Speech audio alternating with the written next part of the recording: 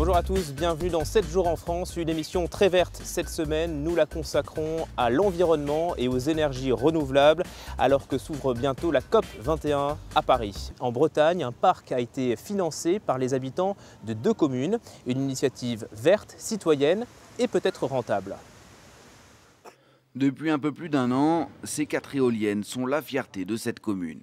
Elles appartiennent aux habitants qui ont décidé de mettre la main à la poche, 1 700 € en moyenne chacun. Ce producteur de lait est l'un des investisseurs. Moi, je trouve ça beau. Je trouve que ça rappelle un petit peu les moulins à vent d'un autre temps. Et ça a un côté assez élégant, un peu majestueux, que j'aime bien. S'il est ravi, c'est qu'à terme, l'investissement devrait être rentable.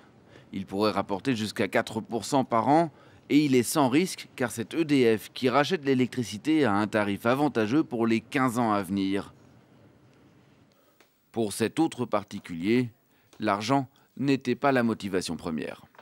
Ce qui m'intéressait, de participer à un projet autour des énergies renouvelables.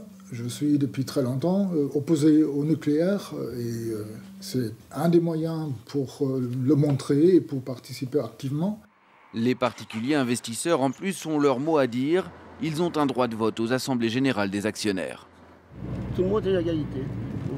Ou qu'on ait investi 23 € ou 50 000 €, on n'a pas plus de voix.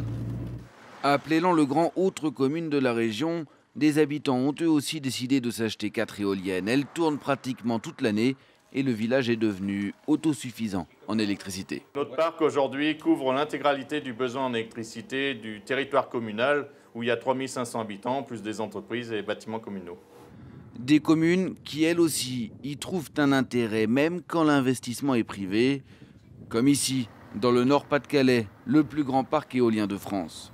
La mairie prélève une taxe annuelle sur les gains, 600 000 € environ, une somme qui a par exemple servi à financer cette crèche ou rénover ce bâtiment administratif. Sans la manne inespérée des éoliennes, jamais nous aurions pu mener à terme tous nos projets. Notre budget est passé de 1 500 000 € à 5 millions d'euros, rien qu'avec les retombées des éoliennes. La France est la lanterne rouge de la production électrique éolienne en Europe, loin derrière l'Allemagne ou le Danemark.